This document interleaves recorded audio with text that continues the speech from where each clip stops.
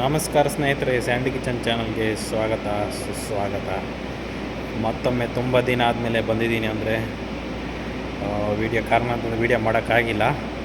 ಇನ್ನೊಂದು ಹೊಸ ಅದೇ ಗ್ರೀನ್ ಚಿಕನ್ ಯಾವ ಥರ ಮಾಡೋದಂತ ನಿಮಗೆ ಹೇಳ್ಕೊಡ್ತೀನಿ. ಒಂದು ಪಟ ಚಿಕನ್ ಈಸಿಯಾಗಿ ಒಂದು ಬ್ಯಾಚುಲರ್ಸ್ ಎಲ್ಲ ಈಸಿಯಾಗಿ ಮಾಡ್ಕೋಬೋದು.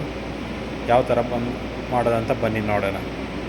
ನೋಡಿ, ಫಟಾಫಟ್ ಗ್ರೀನ್ ಮಸಾಲ ಮಾಡೋಕ್ಕೆ ಬೇಕಾಗಿರೋ ಐಟಮ್ಗಳು: ಕೊತ್ತಂಬರಿ ಸೊಪ್ಪು, ಪುದೀನ ಸೊಪ್ಪು, ಹಸಿಮೆಣಸಿನ್ಕಾಯಿ, ಶುಂಠಿ, ಟೊಮೆಟೊ, ಬೆಳ್ಳುಳ್ಳಿ ಮತ್ತು ಈರುಳ್ಳಿ ಎಲ್ಲ ನೀಟಾಗಿ ಕಟ್ ಮಾಡ್ಕೊಂಡು ಇಟ್ಟಿದ್ದೀನಿ. ನೋಡಿ, ಇದನ್ನು ಒಂದು ಮಿಕ್ಸಿಯಲ್ಲಿ ಹಾಕಿ ಚೆನ್ನಾಗಿ ರುಬ್ಕೊಳ್ಳಿ. ಯಾವ ಥರ ಗ್ರೀನ್ ಕಲರ್ ಬಂದಿದೆ ನೋಡಿ, ನೀಟಾಗಿ ಗ್ರೈಂಡ್ ಆಗಿದೆ.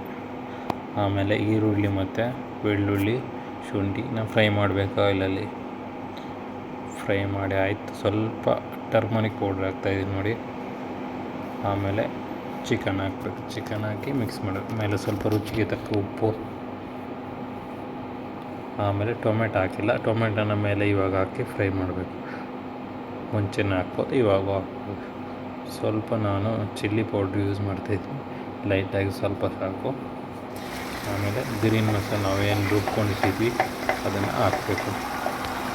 ಹಾಕಿ ಚೆನ್ನಾಗಿ ಕುದಿಸ್ಬೇಕು. ನೋಡಿ, 5 ನಿಮಿಷ ಕುದ್ದಿದೆ.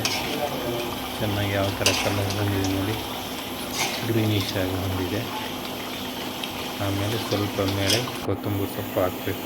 ನೋಡಿ, ಟೇಸ್ಟ್ ಮಾಡೋಕ್ಕೆ ರೆಡಿ ಇದೆ.